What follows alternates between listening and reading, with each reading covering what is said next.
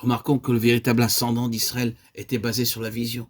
Il fut rappelé par Dieu à devenir un peuple qui prévaudrait sur tous les peuples de la terre, placé au milieu des nations, comme le vase du gouvernement spirituel. Le Seigneur avait promis que nulle nation n'aurait la prééminence sur eux. Sa pensée à leur égard, c'était qu'ils soient la tête et non la queue, Deutéronome 28:13.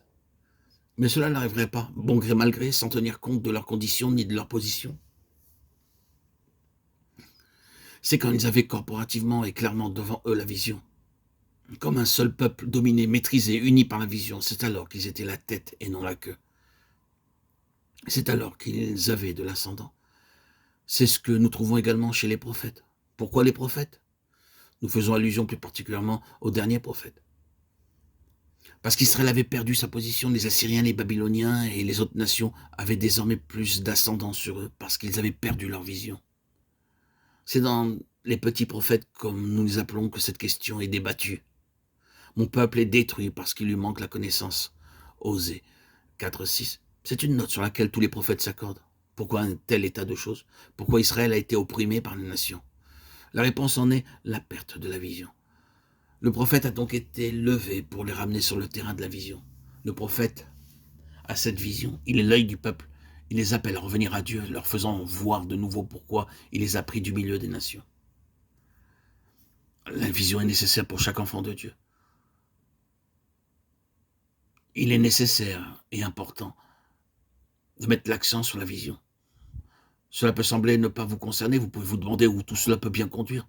Vous dites peut-être, oh, mais bien, qu'est-ce donc que la vision? Que m'importe la vision? Ce n'est pas encore le moment d'en parler, nous le verrons un peu plus tard. Nous pouvons dire dans un premier temps que c'est une nécessité aujourd'hui, et un besoin absolu pour l'Église, pour vous comme pour moi. Et permettez-moi de dire sans plus tarder que c'est tout d'abord une question corporative. Ça veut dire que ce doit être une chose qui soit dans un peuple, même si ce peuple n'est qu'un petit reste, une petite compagnie parmi tout le peuple de Dieu. Et quoique par excellence et dans sa finalité la vision soit une chose corporative, elle doit aussi être individuelle. Vous et moi, individuellement, nous devons pouvoir affirmer « j'ai vu, je sais ce que Dieu désire ». Si nous était demandé pourquoi l'Église est aujourd'hui dans une si large mesure impuissante, défaite, et ce qui pourrait avoir un impact céleste dans l'Église, pourrions-nous le dire? N'est-ce pas présomptueux de pouvoir déclarer que nous pouvons l'affirmer? Les prophètes savaient, et souvenons-nous que les prophètes, qu'ils soient de l'Ancien Testament ou du Nouveau Testament, ne sont pas une catégorie particulière de personnes, ce n'est pas un corps constitué à part, ayant une responsabilité officielle. Ce sont véritablement les yeux du corps. Ils étaient selon la pensée de Dieu, le peuple que Dieu voulait. Vous n'ignorez pas ce principe. Nous le voyons par exemple en ce qui concerne le grand prêtre.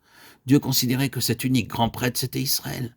Et il agissait à l'égard d'Israël, sur la base de la condition spirituelle du grand prêtre, qu'il soit sur une bonne ou sur une mauvaise base. Si le grand prêtre était dans une mauvaise position, il me fit voir Josué, le souverain sacrificateur, couvert de vêtements sales. Zacharie 3:1-5. C'était aussi l'état spirituel d'Israël. Dieu traitait Israël comme s'il s'agissait à l'égard d'un seul et même homme. Il en est de même du prophète. C'est la raison pour laquelle le prophète est si étroitement lié à la vie et à la condition du peuple.